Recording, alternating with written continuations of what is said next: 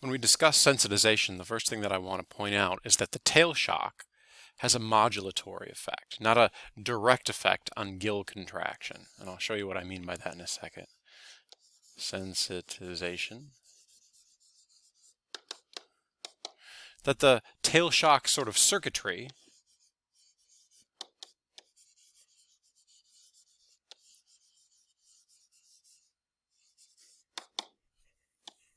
does not directly innervate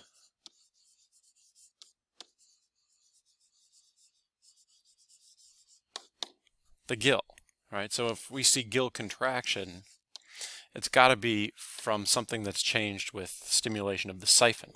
So what I mean by that is, so here's the tail shock right here. Note that the pathway, right, if we follow the tail sensory neuron to this interneuron, there's no direct connection to the motor neuron that causes gill contraction, right? That this connection here isn't onto the motor neuron, the synaptic connection, right? Instead, it's onto the synapse that the sensory neuron is making with the motor neuron, okay? So I think that that's worth pointing out here, that the tail shock instead modulates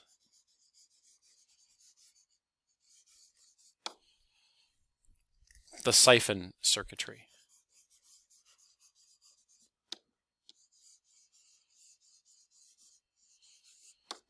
And so we can see here, though, that right, that where the siphon circuitry wires together, this junction and this junction, we do have input from neurons connected with the so-called tail circuitry. When the tail shock is given, right, that excitation of the sensory neuron here in turn causes excitation, stimulation of the modulatory interneuron here, right? And we think it's this modulatory interneuron that affects these siphon synapses, the synapses that the siphon circuit makes, by releasing serotonin, okay? So the modulatory interneuron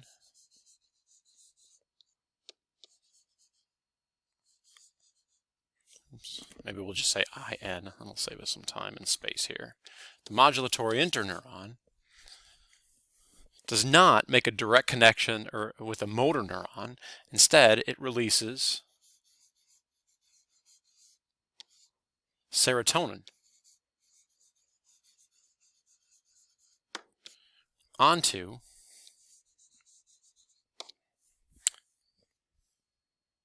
the siphon sensory neuron slash interneuron motor neuron synapses. Right, what I'm saying is that there's serotonin. So if we look at this yellow modulatory interneuron here, right, there's serotonin that's released here and here by this modulatory interneuron on the synapses that the sensory neuron makes with this interneuron and that the sensory neuron makes with this motor neuron. Okay, and we'll see that the serotonin affects this. The result of this is that we see increased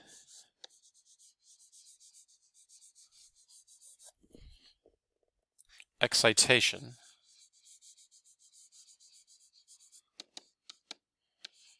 of the motor neuron, right, when these stimuli are paired, that is when a tail shock and siphon touch are given at about the same time.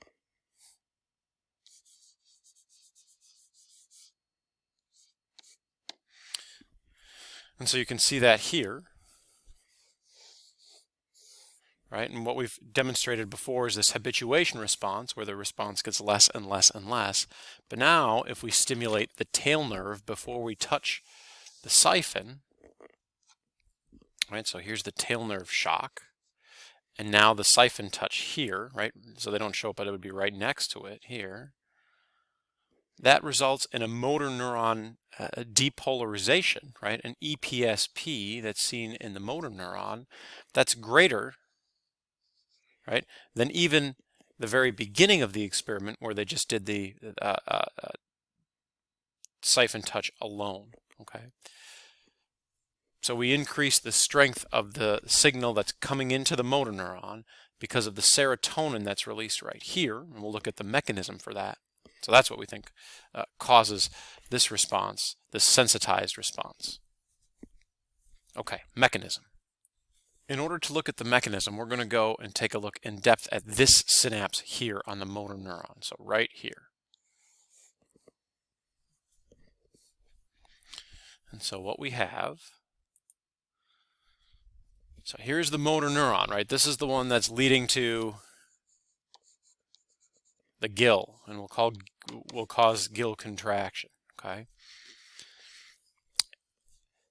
This is the sensory neuron that's coming from the siphon, right? The sensory neuron that's coming from the siphon that will stimulate that motor neuron. And here we see that modulatory interneuron, right, that we saw in the last figure, that's been stimulated by the tail shock, right? So we've got tail shock, right, has its own sensory neuron, and that excites this. So let's draw this little synapse here. Right, and so that becomes this, or passes that stimulation to the facilitatory interneuron, right? This is the modulatory interneuron. I don't know why they switched up our name here, but that's what this one is, right? So if we go back real quickly here, right? So we're seeing this modulatory interneuron coming in, right? That's going to be our serotonergic synapse. We're seeing this, we're seeing this sensory neuron bringing an input, and we're seeing this motor neuron as the target. Okay, so those are the synapses to pay attention to. So what happens? Well, when tail shock is given, so this is if we want to title this, we can call this the mechanism of sensitization. Okay. And so when a tail shock is given, right, the eventual result is a depolarization that stimulates the modulatory, or aka facilitatory interneuron.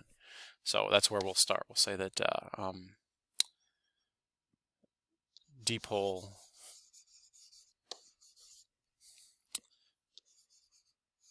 of modulatory interneuron causes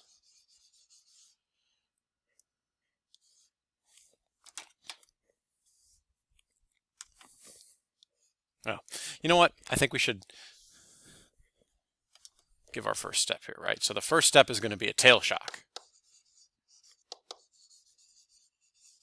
Right, that tail shock stimulates a sensory neuron.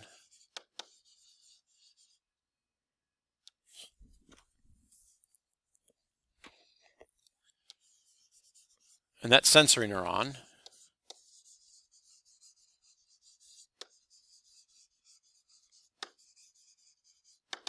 stimulates an interneuron. Okay. This interneuron, when stimulated, releases serotonin.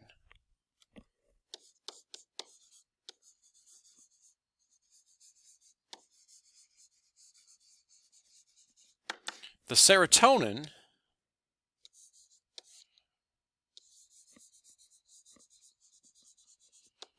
binds to G protein coupled receptors on the axon terminal of the sensory neuron in the other side of the circuit.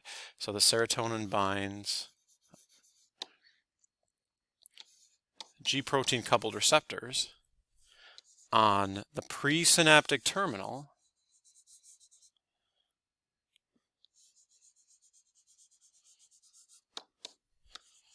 of the siphon sensory neuron.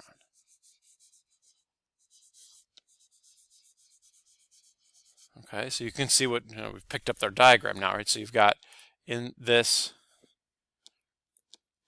axon terminal of the interneuron, you've got serotonin, and serotonin is going to be released and bind to receptors on, so this is the sensory neuron that's connected to the siphon touch. So this is what gets excited when the siphon is touched. Okay. This activates a signal transduction cascade that you hopefully are familiar with. Activation of the G protein coupled receptor results in increased activity of an enzyme adenylyl cyclase.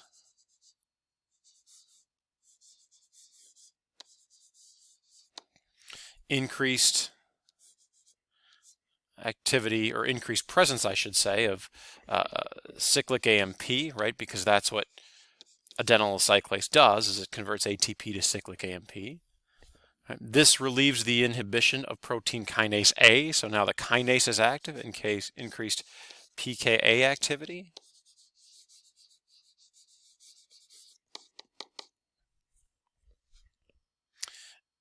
And now what happens is this PKA, so this is all happening, this intracellular pathway, but the result of this pathway, and we'll come over here, is that the catalytic subunits that have now been liberated from PKA, right, so PKA, those catalytic subunits target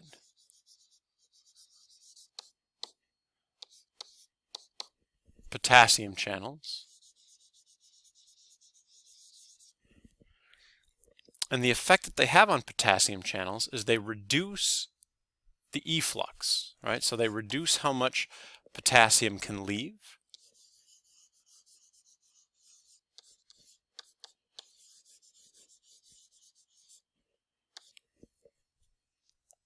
Think about what that would look like with respect to the action potential, right? If we decrease the rate that potassium leaves, what did potassium do in the action potential? It was responsible for repolarization, right? So if we allow the cell to stay depolarized longer, right, that gives an opportunity for more calcium to come into the cell. And so that's what's happening here. You see that the calcium is coming in, but more calcium gets in because the cell's membrane potential remains depolarized because the voltage-gated potassium channels are less permeable. So this allows, right, this prolonged depolarization, right, which again is due to the reduction of potassium flowing out. This prolonged depolarization allows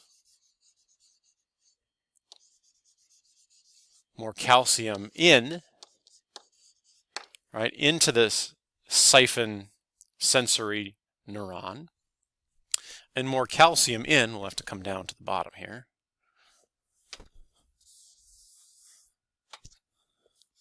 increased calcium within the terminal equals a stronger release or a greater release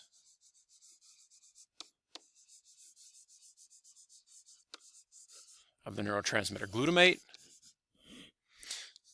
and more glutamate release leads to a greater depolarization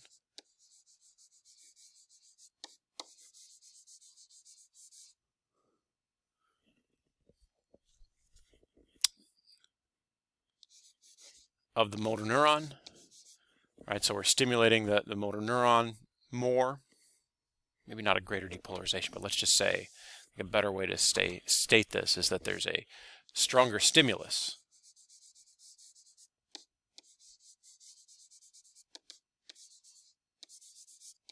to the motor neuron, and this stronger stimulus to the motor neuron will lead to, as I mentioned, right, activation of the muscle of the gill that contracts. So stronger stimulation to the motor neuron here increases the amount of gill contraction. Okay, so that's the pathway that we think is occurring in sensitization. Now this lasts for about an hour. There's another type of sensitization, well, I shouldn't say that, another type of plasticity that lasts longer than this, and that's where we'll start with our videos next week.